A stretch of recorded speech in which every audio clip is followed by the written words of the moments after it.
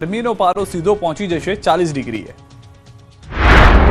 જોજો ઘરની બહાર ન નીકળતા, ગરમીનો પારો પહોંચી જશે આસમાને। 3 થી 5 ડિગ્રી તાપમાન વધશે।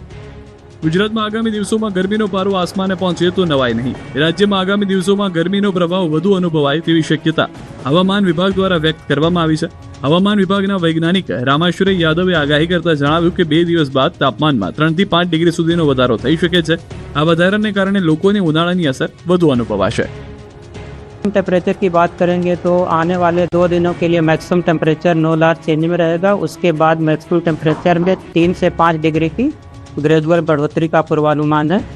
और मिनिमम टेम्परेचर की बात करेंगे तो मिनिमम टेम्परेचर भी आने वाले 2 दिनों के लिए नो लार्ज चेंज में रहेगा। उसके बाद मिनिमम टेम्परेचर में 2 से 3 डिग्री की बढ़ोतरी का पूर्वानुमान है। હાલમાં અમદાવાદમાં મહત્તમ તાપમાન 34.7 ડિગ્રી નોંધાયું, જ્યારે ભુજમાં સૌથી વધુ 35 ડિગ્રી તાપમાન નોંધાયું। જો આગાહી મુજબ વધારો થાય તો કેટલાક શહેરોમાં તાપમાન 37 થી 39 ડિગ્રી સુધી પહોંચી શકે છે। ખાસ કરીને બપોરના સમયે તડકો વધુ રહેવાની શક્યતા છે। આ ઉપરાંત હવામાન વિભાગે પવનની દિશામાં ફેરફાર થવાને કારણે ગરમીનો અનુભવ વધશે। ઠંડક લાવતી પવનની ગતિ ઘટતા અને દિશા બદલાતા દિવસ દરમિયાન તાપમાન વધુ લાગશે। ગરમી વધતા નાગરિકોએ સાવચેતી રાખવી જરૂરી છે। બપોરના સમયમાં બહાર નીકળવાનું ટાળવું, પૂરતું પાણી પીવું અને હળવા કપડાં પહેરવા જેવી સલાહ આપવામાં આવી રહી છે।